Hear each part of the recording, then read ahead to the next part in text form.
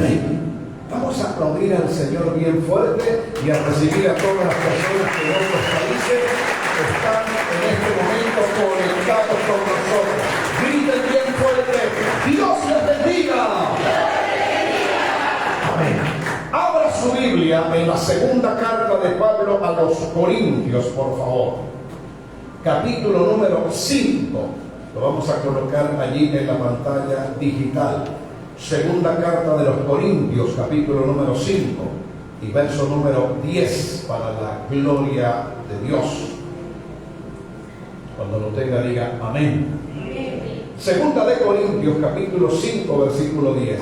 Dice la Escritura de la siguiente manera: porque es necesario que todos nosotros comparezcamos ante el tribunal de Cristo. ¿Para qué?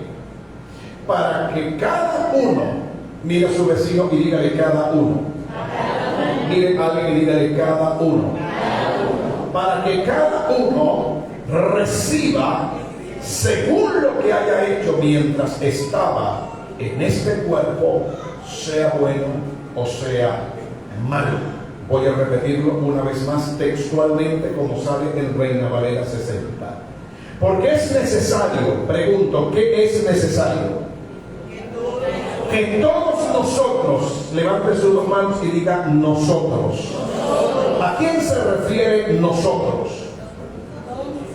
Esa es una pregunta difícil de contestar. Nosotros tiene que ver con toda la iglesia de Cristo en cualquier parte del mundo donde haya un redimido con la sangre de Jesús.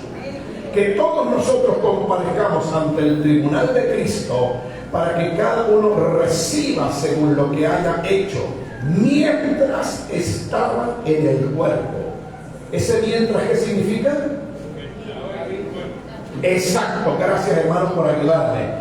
Mientras usted estuvo en la iglesia, mientras usted estuvo vivo, mientras usted estuvo sentado en la silla, mientras usted caminó, trabajó, produjo, se casó, tuvo hijos, mientras ese trecho de vida, esa extensión de vida se llevó a cabo, sea bueno o sea malo. Romanos capítulo 14, el pasaje complementario.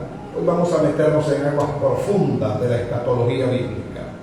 Romanos capítulo 14, versos 10, 11 y 12. Dice la Escritura de la siguiente manera: pero tú, ¿por qué juzgas a tu hermano? Qué pregunta tan buena. O tú también, segunda pregunta, ¿por qué menosprecias a tu hermano? Porque todos compareceremos ante el tribunal de Cristo. Levante su mano derecha y diga 3 veces en voz alta: el tribunal de Cristo. Más fuerte, más alto. ¿Dónde compareceremos?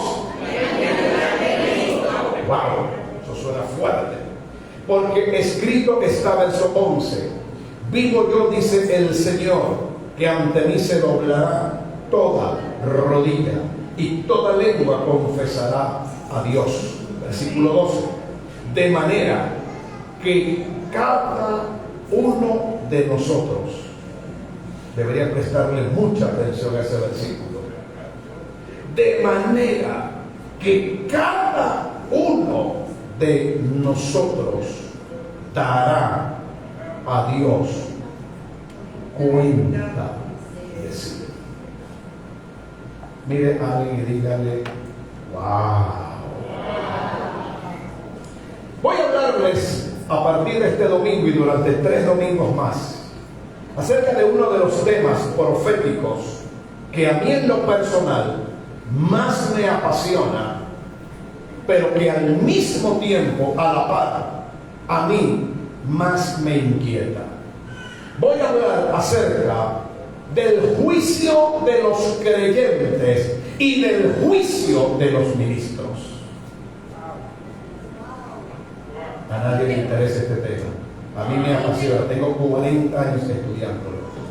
Voy a hablar a partir del día de hoy y durante 3 domingos seguidos acerca del tema: el juicio de los creyentes y del juicio de los ministros. No sé si le llama poderosamente la atención lo que dice Romanos capítulo 14 y versículo número 12.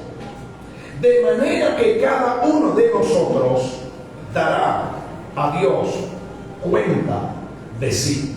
Segunda de Corintios capítulo 5 y versículo número 10, si está conmigo y si multimedia nos acompaña rápidamente.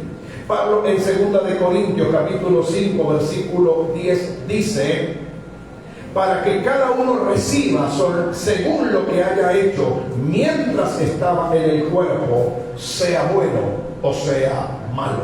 Mira a la persona que tiene a su lado y dígale: todos. Mire a alguien y dígale: todos daremos cuenta a Dios por lo que hicimos en esta tierra. ¿Se había puesto usted a pensar en eso?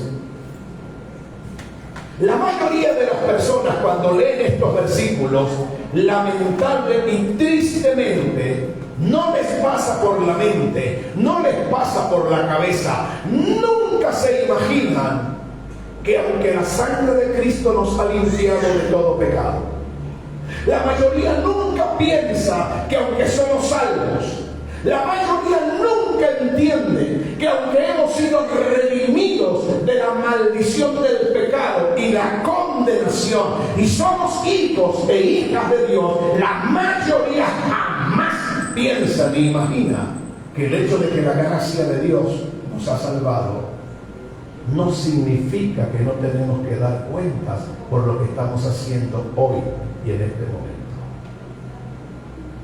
A mí nunca me habían predicado eso, pastor. Bueno, hoy es la primera vez que lo va a aprender y lo va a entender. Y no debería perderse ni un solo capítulo de esta saga, porque esto va a estar demasiado bueno. ¿Qué es el juicio de los creyentes? ¿Qué es el juicio de los ministros? ¿Acaso el hecho de que alguien sea un pastor? ¿Acaso el hecho de que alguien sea un apóstol? ¿Acaso el hecho de que alguien sea una mujer ungida con un gran ministerio, esté en el ministerio de adoración, esté en el ministerio de servicio, esté en el ministerio infantil, esté en el ministerio salmístico, eso de alguna manera nos aleja o nos exime de entregar cuentas por lo que hacemos? Necesito que usted me entienda y comprenda lo siguiente, porque aquí hay un equipo de pastores y un equipo de líderes. Mientras mayor es nuestra responsabilidad, mientras mayor es el ministerio, mientras más discípulos hay en el grupo familiar, mientras mayor es la unción, mientras mayor, hermano, es el compromiso, es el peso de la gloria, mayor es el juicio al que vamos a ser enfrentados. Bueno, yo doy gracias a Dios. ¿Y eso por qué? Porque yo en la iglesia nunca hago nada. Yo nunca me he querido comprometer con nada. Yo nunca he querido ser parte de nada. Y tú piensas que por ser una persona anónima, pasiva, indecisa, por ser una persona, hermanos, inconstante, eso evitará que vayas al juicio delante de la presencia del Señor. Agárrate de la silla, te voy a soltar algo de entrada y todavía no estoy predicando. El hecho de que no hagas nada, no participes en nada y no te comprometas con nada, significa que tu juicio y significa que el examen al que vas a ser sometido va a ser muy duro también, porque Dios te va a pedir cuenta por lo que te entregó y tú nunca utilizaste para Él. Gracias por su aplauso.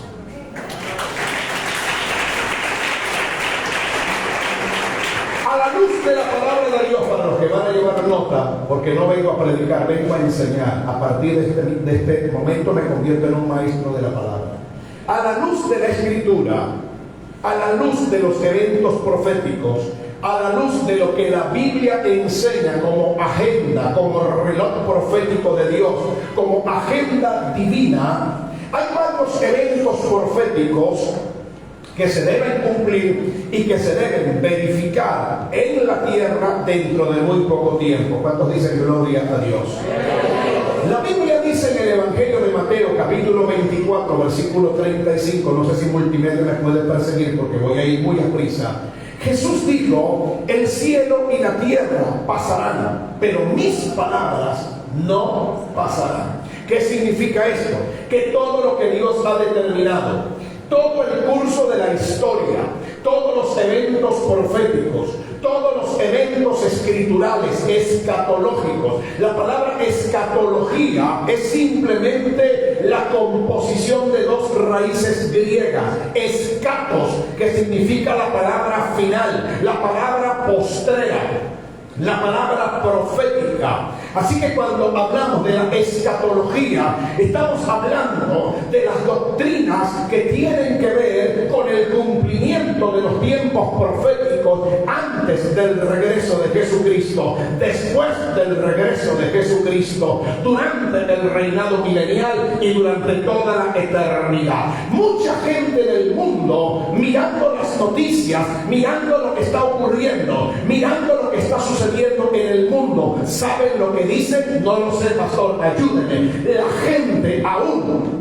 sin conocer de Dios, sin leer la Biblia, sin tener a Cristo en el corazón, sin asistir a una iglesia, está gritando a Vox Populi: algo está pasando, nos estamos acercando al fin del mundo. Tormentas, tornados, deslaves, hermanos, cataclismos, maremotos, sequías, hermano, hambruna, persecución, guerra, migraciones, hermanos, multitudinarias, golpes de estado, desórdenes sociales y políticos, cosas que nunca habían ocurrido en ninguna parte de la historia. Señores, bienvenidos, ajústese el cinturón, lo que la Biblia dice se está cumpliendo, Cristo viene pronto. Gracias por su aplauso. Ahora bien, lamentablemente el factor tiempo es mi enemigo, no el diablo, en esto que quiero enseñar. No tengo tiempo para cubrir demasiadas cosas como una plataforma para que usted entienda, como una especie de andamiaje. Así que voy a ir sobre la marcha mostrándole algunas cosas que espero usted las capture y las entienda en el nombre de Jesús. Lo primero que debo decirle es que Jesús enseñó que este mundo va rumbo a un juicio, el más terrible de todos, el juicio más espantoso conocido en la Escritura. ¿Y cómo se llama ese juicio, pastor? Se llama la gran tribulación. Jesús habló con respecto a los días, al tiempo de la gran tribulación. Vamos a mirar, y Multimedia me va a ayudar con eso, el Evangelio de Mateo, capítulo 24, y vamos a mirar lo que dice en Mateo 24, el versículo número 21. Va a anotar lo que allí está escrito, lleve nota, escriba, pastores, escriban para que trabajen con este material en los grupos familiares.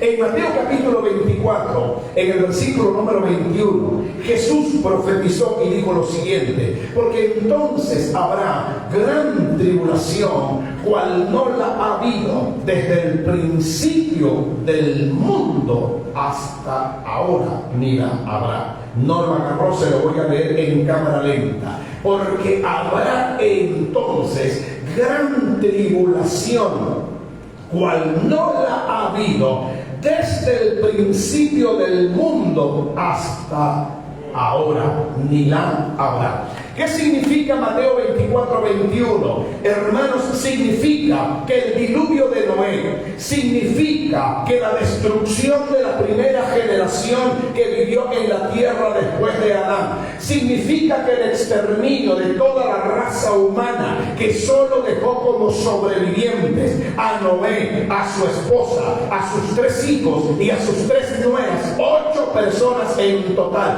El diluvio, con todas las implicaciones catastróficas que provocó y el exterminio de la raza humana de esa época, no se compara con lo que va a venir, no se compara con lo que va a ocurrir y no se compara con lo que este mundo, hermanos, y esta generación verá dentro de poco tiempo. Habrá alguien que levante las manos y diga: ¡wow! Cuando Jesús profetizó en Mateo 24:21 y dijo: cual no la ha habido desde el principio del mundo hasta ahora, ni la habrá. Versión Helio Franco, traduzco todos esos adjetivos calificativos. Nada se compara con lo que este mundo va a vivir y va a experimentar durante la gran tribulación. Lo segundo que necesito que note, si está llevando copia de este estudio, es que Jesús fue quien bautizó a este tiempo con los siguientes términos: gran tribulación. Y se menciona solo una vez en la boca de Jesús. Según la Biblia, la gran tribulación es un tiempo de juicio, es un tiempo de castigo, es un tiempo de retribución por causa de la maldad y el pecado del hombre. Hoy, cuando vemos todos estos movimientos LGBTI+, hoy cuando vemos personas cambiando de sexo, hoy cuando vemos la corrupción de los gobiernos, hoy cuando vemos la maldad multiplicada al grado enésimo, hoy cuando vemos la violencia, y pareciera que no hay forma ni manera de ponerle un freno a tanta maldad, nos preguntamos: ¿qué va a hacer Dios? Y la respuesta está en la Biblia. Dios derramará sobre esta humanidad y sobre esta tierra juicios que el hombre ni siquiera los puede imaginar. ¿Cuánto tiempo va a durar la gran tribulación? Pastor, me estoy interesando en el tema, aunque me está hablando de cosas que de repente no agarro en el aire. Según Daniel capítulo 9, versículo 27, la gran tribulación va a durar 7 años. ¿Se sabe con exactitud cuándo comienza la gran tribulación? No. ¿Se sabe cuándo va a terminar? Sí. ¿Cuándo termina la gran tribulación? La gran tribulación termina 7 años después. ¿Y cómo y de qué manera termina? Termina, según Apocalipsis capítulo 19, termina con el regreso visible de Jesucristo a la tierra por segunda vez. Gracias por su aplauso.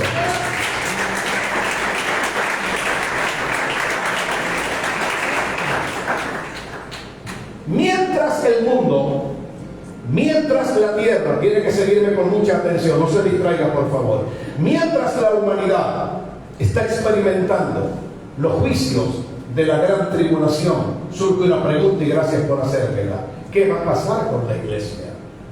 ¿Pasará la iglesia por la gran tribulación? ¿Verá la iglesia los juicios de la gran tribulación?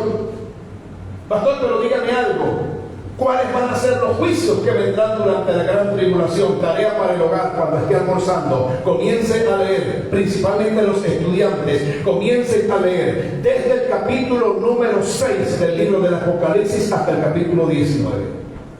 Esa es la única tarea que les puedo asignar. Hay demasiados versículos, pero yo sé que usted no los va a poder leer todos, ni yo se los voy a poder mencionar todos. Solo lea en el libro del Apocalipsis, de la Revelación, desde el capítulo 6 hasta el capítulo 19. Todo lo que usted va a leer ahí va a ser el cumplimiento de la gran tribulación. Y le aseguro que después que usted los lea, no le va a provocar seguir siendo un cristiano frío, tibio, guasi y medio sancochado. El que quiera escapar de esos juicios va a tener que santificarse y buscar a Dios seriamente en espíritu y en verdad. Gracias por todo.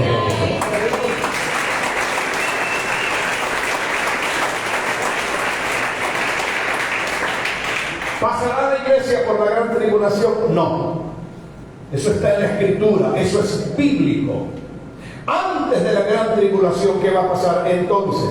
A la luz de la palabra de Dios, la Biblia dice que Jesús vendrá a buscar a su iglesia y la llevará a su presencia. 3 amenes nada más que tenga. Voy otra vez. Según la Biblia, según la Escritura, Primera de Tesalonicenses capítulo 4, versículo 13 al 17. Primera de Corintios capítulo número 15, versículo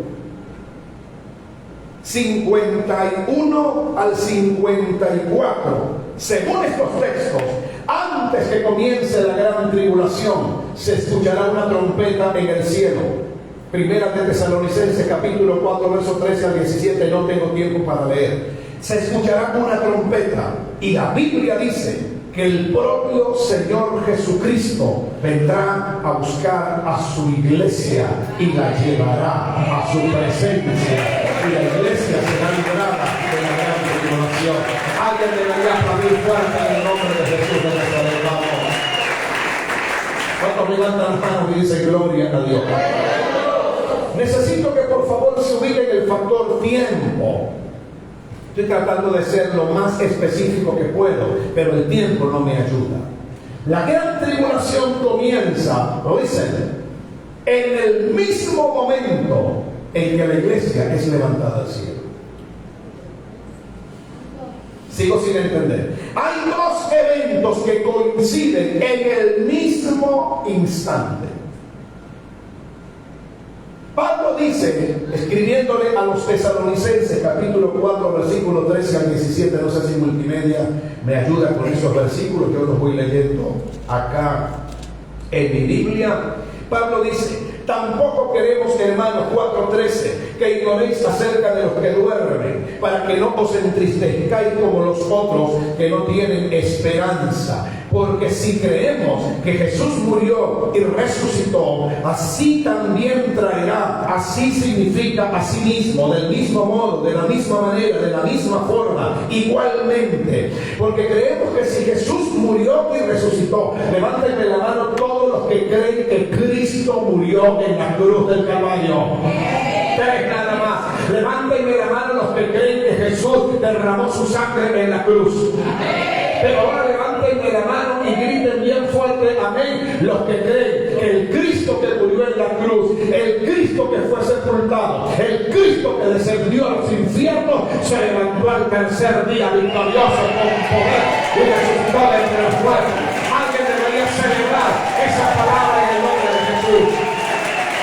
Vamos, grite conmigo: el Cristo que se adora a ti es un Cristo vivo. ¿Qué más dice Pablo allí en Tesalonicenses capítulo 4, versículo 13, versículo 14?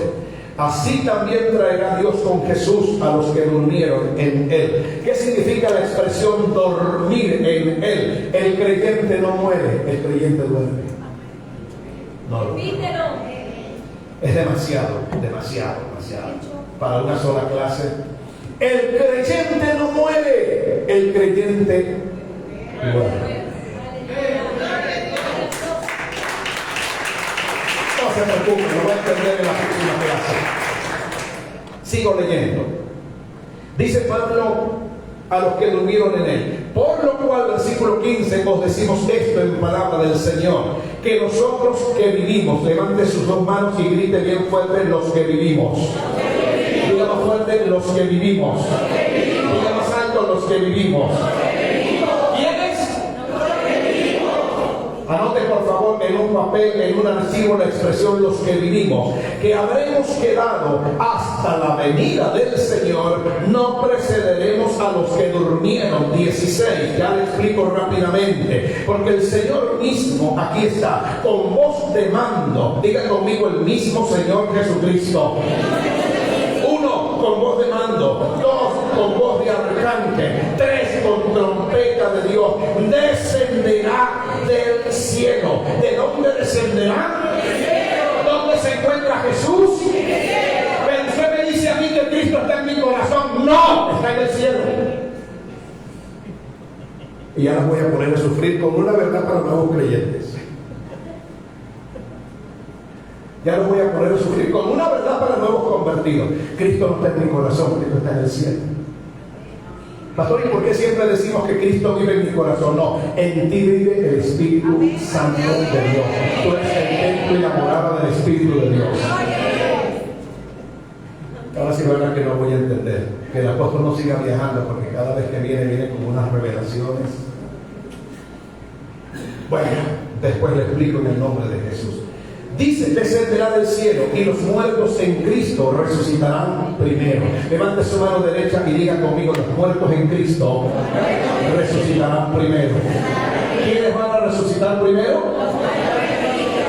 Esa viejecita que partió con el Señor, ese papaíto que partió con el Señor, esa madrecita que partió con el Señor, esa abuelita que partió con el Señor. Vamos, a niña Gilda, por favor, querido. Ese esposito que partió con el Señor, esa esposita que partió con el Señor, ese bebecito que lamentablemente no pudo nacer vivo. Hermano, todos ellos serán resucitados primero. Escucharán la voz del Señor. ¿Y por qué escucharán la voz del Señor? Sencillo, porque no están muertos, están dormidos y serán despertados por el Espíritu de Dios y se levantarán de la tumba donde están para ir al encuentro con el Señor. Si yo creo que aplaudiría, gritaría, levantaría las manos y acabaría el nombre del Señor.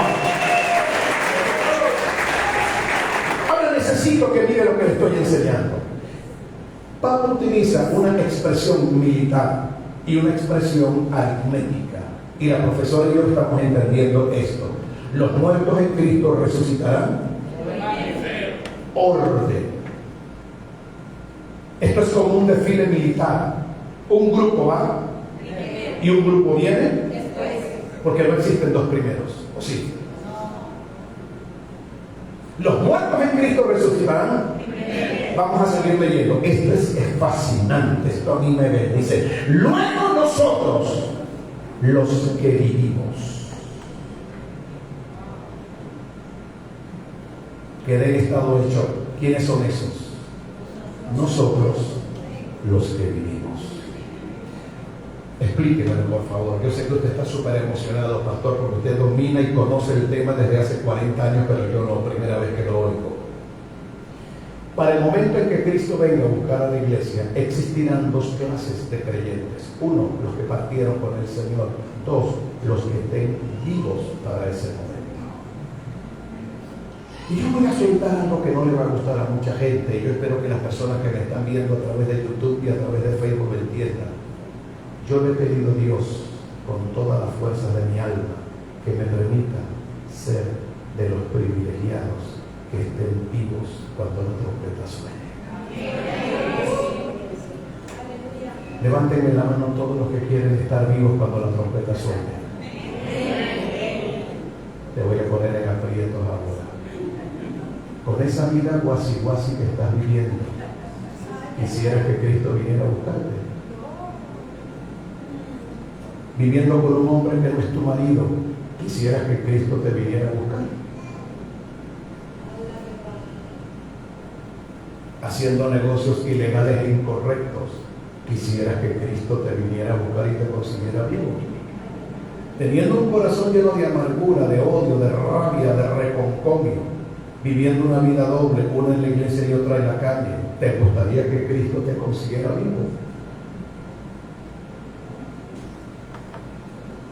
Tu silencio te delata. Luego nosotros, los que vivimos, los que hayamos quedado, seremos arrebatados juntamente con ellos en las nubes. Levante su mano y diga conmigo: arrebatados. Juntamente con ellos. Le hago una pregunta rapidito, por favor, para que participe. ¿A quién se refiere la expresión con ellos? A los muertos en Cristo. Ellos resucitan primero. Se produce un milagro global, mundial. Los sepulcros y los ataúdes en los cementerios misteriosamente quedan vacíos. Y lo único que la gente ve son las fosas abiertas. Desaparecieron esos cuerpos, específicamente esos, no todos. Y los que estamos vivos, no importa dónde estemos, no importa la labor que estemos desarrollando, no importa el trabajo que estemos haciendo, seremos las únicas personas que escucharemos la voz de la trompeta. Estarás cocinando y la cocina quedará vacía. Estarás en tu lugar de trabajo y tu silla, tu escritorio quedará vacío. Estarás manejando un autobús de pasajeros y de repente el autobús quedó sin chofer.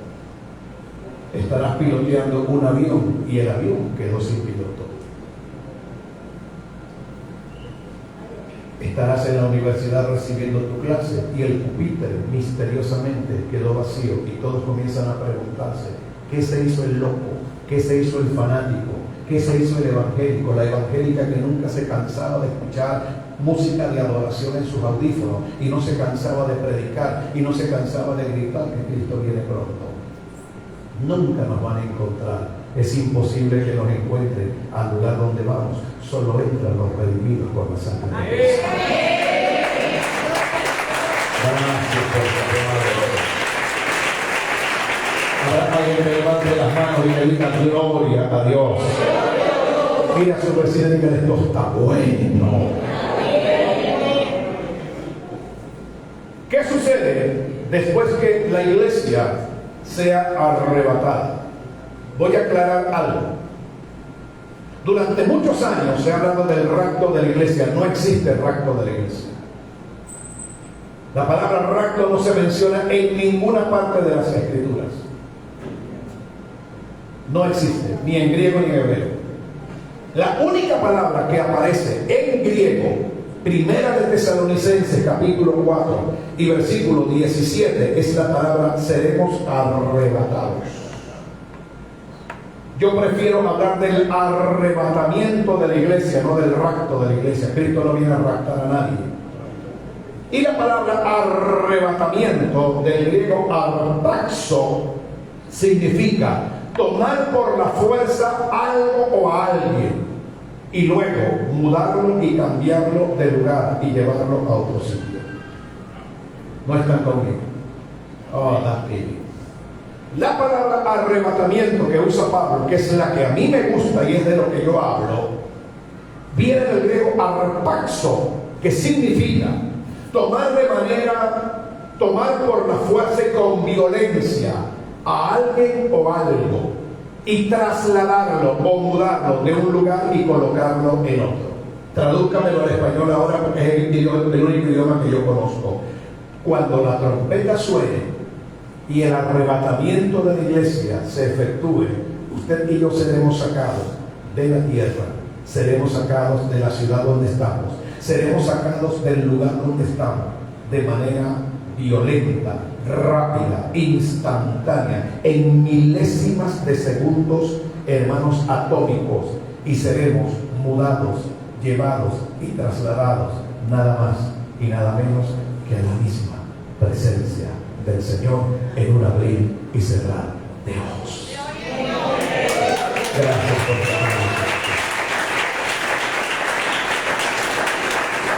¿cuántos levantan sus manos y dicen gloria a Dios? Mire lo que dice Pablo en Primera de Tesalonicenses capítulo 4 versículo 18. Debe estar en la pantalla. Dice, por tanto, alentaos los unos a los otros. ¿Con qué? ¿Con qué? No les oigo. Grítelo para que la audiencia nos escuche. ¿Con cuáles palabras? ¿Con cuáles? Obvio, gracias por entenderlo. Con estas palabras acerca del arrebatamiento de la iglesia. El diablo no quiere que se hable de esto. El diablo no quiere que se predique de esto. El enemigo solo quiere que se hable de dinero, de éxito, de prosperidad, de riqueza, de mujeres bellas, de cuerpos exuberantes. Pero el enemigo ha mantenido oculto, el enemigo ha mantenido una especie de velo, una especie de ignorancia en cuanto a esta verdad. Porque te voy a soltar algo y alguien tiene que aplaudir por eso y espera que lo oiga. Cuando tú comienzas a entender que estamos cerca del regreso de Cristo, cuando tú comienzas a entender que sea que hayas partido de la tierra o sea que estés vivo, cada día que pasa estamos más cerca de encontrarnos con el Señor. Eso te alienta, eso te fortalece, eso te hace vivir en santidad y te hace servir a Dios con toda tu fuerza, porque este puede ser el último día que te quede en la tierra. Si fuera tú, te levantarías de la silla, gritarías, aplaudirías y darías el mayor grito de júbilo. Ahora bien, se nos acabó el tiempo, me quedan 5 minutos para colocar esta plataforma y orar. En el momento en que la iglesia sea llevada a la presencia del Señor en el arrebatamiento, diga conmigo arrebatamiento.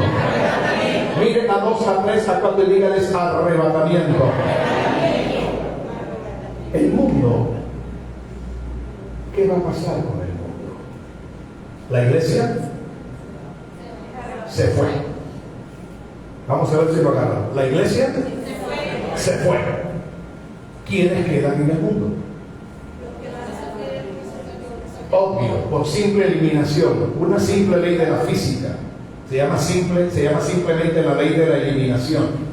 Si todos los creyentes en todas las naciones del mundo fueron levantados a la presencia del Señor, el mundo va a ser solamente poblado por incrédulos. Listo, por fin lo entendí. Ahora que solo han quedado los incrédulos que nunca quisieron aceptar a Cristo y que nunca quisieron tomar en serio el Evangelio, Dios dice: mi pueblo y mis hijos han sido traídos a mi presencia. Ahora los pecadores han de pagar por lo que han hecho. Y respire profundo, esto no le va a gustar. Muchas personas tratarán de, en la gran tribulación, buscar sitios donde esconderse. Muchas personas en la gran tribulación tratarán de emigrar de un país a otro. Muchos tratarán de crear búnkers o refugios antinucleares. Huirán a las montañas.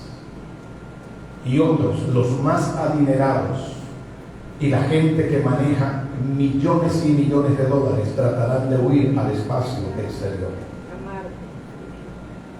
Póngale cuidado, lo que le estoy hablando son noticias que Internet está diciendo en este momento. Listen to me, please. Hay un proyecto de la NASA cuyo objetivo, financiado por los hombres más ricos del mundo, que son como 20 a 25 familias que hay en el mundo, los más ricos, los que son dueños del mundo entero, incluyéndolo usted. Hay un proyecto de la NASA cuyo objetivo es crear una ciudad en el espacio. Mientras usted está preocupado por un paquetico de harina pan y una bombona de gas, ya ellos han adelantado en gran manera esa ciudad. Se está creando el transporte para llevarse a esas 25 familias con todos sus seres queridos en caso de que ocurriera una hecatombe y un cataclismo de proporciones mundiales y de proporciones globales. Es verdad, pastor, usted lee mucho. Sí, yo soy un investigador por naturaleza. A mí lo que me sorprende, y quiero que Multimedia me coloque este versículo, libro del profeta Abdías, Antiguo Testamento, profetas menores. En el libro de Abdías, como tiene un solo capítulo, le voy a enseñar a leer la Biblia. Cuando usted tenga un libro con un solo capítulo, no se dice capítulo 1, versículo tal, se dice el versículo sin el capítulo, porque tiene uno solo y es obvio, elemental. En el versículo número 4, Abdías, que profetizó 700 años antes de que Jesucristo naciera, a mis espaldas está un versículo que debería sorprenderlo en gran manera. Se lo leo textualmente. Si te remontares como águila, y aunque entre las estrellas pusieres tu nido, de ahí te derribaré, dice Jehová. Pastor, usted me está dejando impresionado con las profecías bíblicas.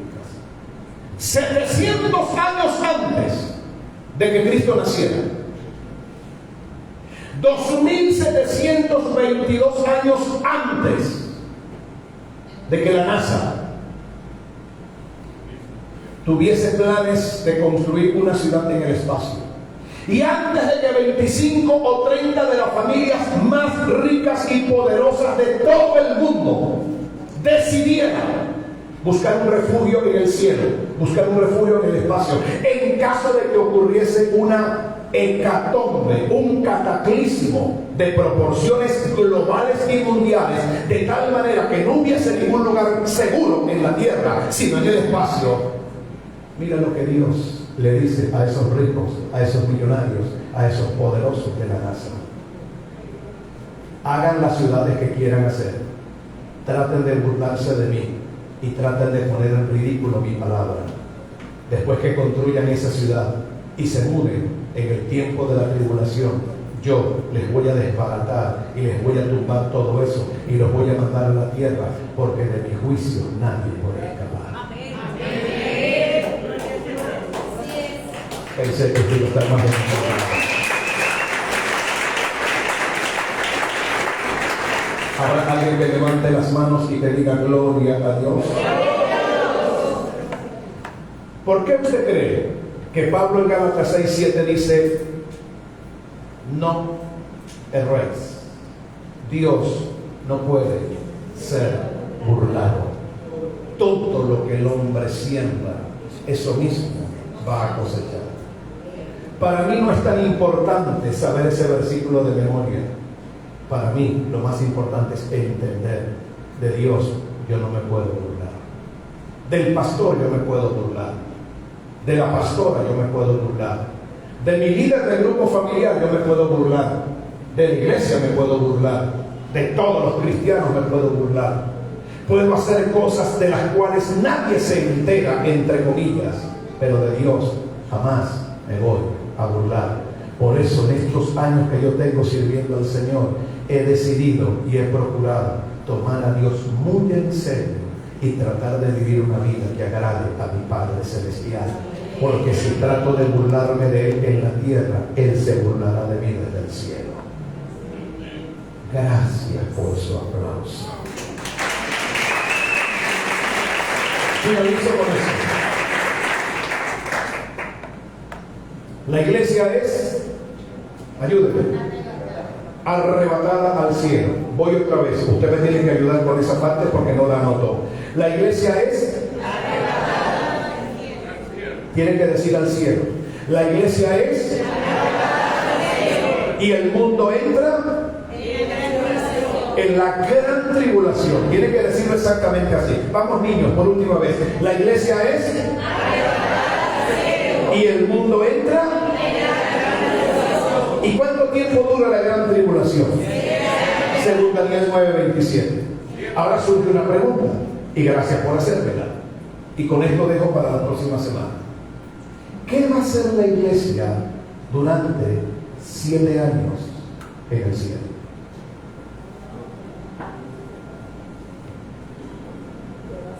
Nos fuimos para el cielo.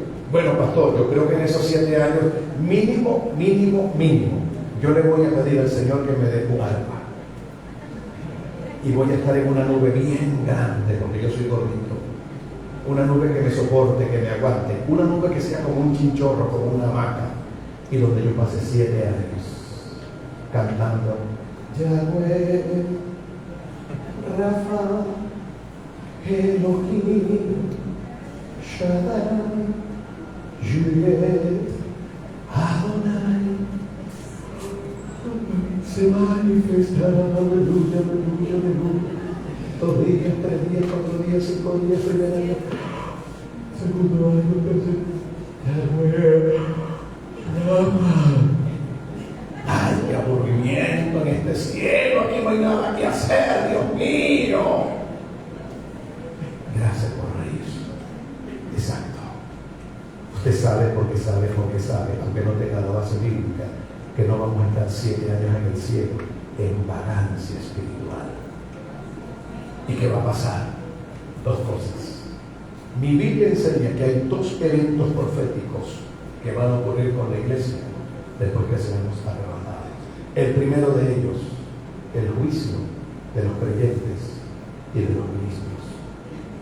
Y el segundo evento, las bodas del Cordero.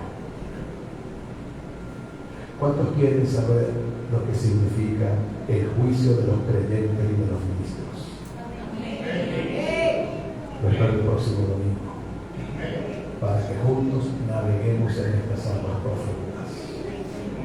Le aseguro, porque así me lo dijo el Espíritu Santo, desde hace varios días que vengo orando por esto, que cuando usted comience a entender esta palabra y de ser revelada, una venda se le va a caer de los ojos. Y usted va a comenzar a vivir su vida cristiana de una manera diferente. Usted se va a dar cuenta de todo el tiempo que ha perdido. usted se va a dar cuenta de lo ocioso y ociosa que usted ha sido en la iglesia. Y se va a dar cuenta de que o toma las cosas de Dios muy en serio y se compromete en espíritu, alma y cuerpo, o usted va a tener problemas el día de ese juicio. Póngase de pie, por favor, en el nombre de Jesús. Si usted nos vio a través de este enlace o a través de YouTube, esperamos que la próxima semana se vuelva a conectar con nosotros en el nombre de Jesús. Reenvíe este material a sus familiares, amigos, a otros hermanos en la fe. Le bendecimos en el nombre del Señor y les esperamos el próximo domingo a las 11 de la mañana. Vamos a despedir a nuestra audiencia con un fuerte aplauso en el nombre de Jesús.